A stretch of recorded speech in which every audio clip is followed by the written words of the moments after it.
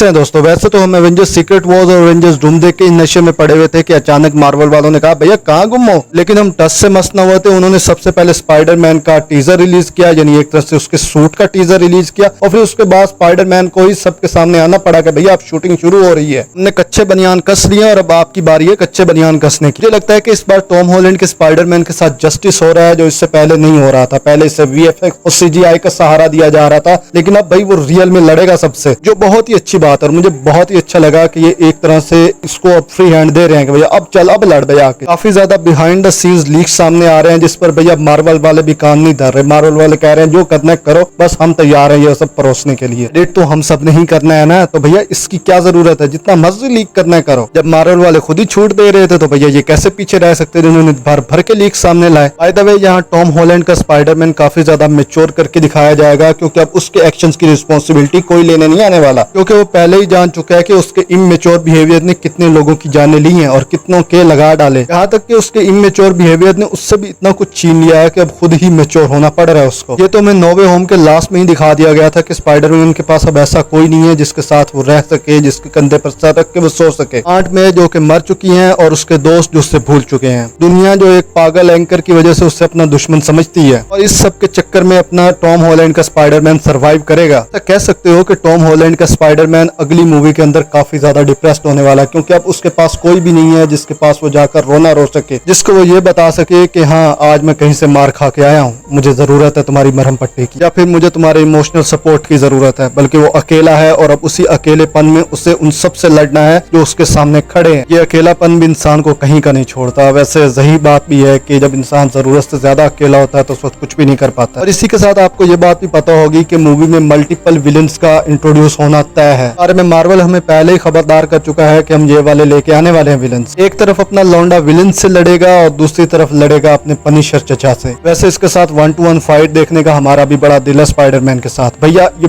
पेल देगा स्पाइडरमैन को, इतने गंदे तरीके से मारेगा ना भाई, इसके चीथड़े उड़ने वाले हैं यहाँ पर। ये बंदा इसको पीट पीट के मर्द बनाने वाला है। और तुम ये बात याद रख लो कि भैया ये बंदा जब भी आएगा स्क्रीन पे भैया फाड़ के रख देगा सबको। ये मान कर चलो कि इन दोनों की लड़ाई काफी हद तक मिसअंडरस्टैंडिंग भी हो सकती है, और इसी दौरान भैया हल्क टूट पड़ेगा इन पर। हल्क कहेगा कि भैया पार्टी हो रही थी और हमें नहीं बुलाया, भाई हम भी पेलेंगे तुम। बस यहाँ पे प्रोफेसर हल्क न दिखा दें, बाकी ठीक है। जब ये ऑलमोस्ट लड़ के थक चुके होंगे तब इन्हें पता चलेगा कि भैया इस गेम का असल खिलाड़ी कौन है, और फिर उसके सामने ये खड़े होंगे सारे। वैसे अगर इस टाइप का मोमेंट क्रिएट कर देते हैं तो ये मार्वल की सबसे बड़ी अचीवमेंट होगी और हमारे लिए सबसे बड़ा फैन सर्विस वाला material. At a time Spiderman को उन लोगों से भी लड़ना पड़ रहा होगा जो अच्छे हैं, और एट अ टाइम बुरे लोगों से भी लड़ना पड़ रहा होगा। और इस दौरान स्पाइडरमैन की क्या हालत होने वाली है ये बात मुझे बताने की जरूरत ही नहीं है, क्योंकि ये लौंडा अभी अभी प्रैक्टिकल लाइफ में कदम रखा है। और मैं लिख कर देता हूँ कि जब भी कोई लौंडा प्रैक्टिकल लाइफ में कदम रखता है तो भैया उस पर मुसीबतें ऐसे गिरती हैं जैसे बारिश की कतरे, और इन सब में उसने खुद को सर्वाइव करना होता है। ये जो नया सूट इंट्रोड्यूस हुआ है ये हमें टोबी मैguire वाले स्पाइडरमैन की अच्छे तरीके से याद दिला देता है, और भाई नॉस्टैल्जिक फील करवाता है। भाई कोई नई बात नहीं है कि भैया इन लोगों ने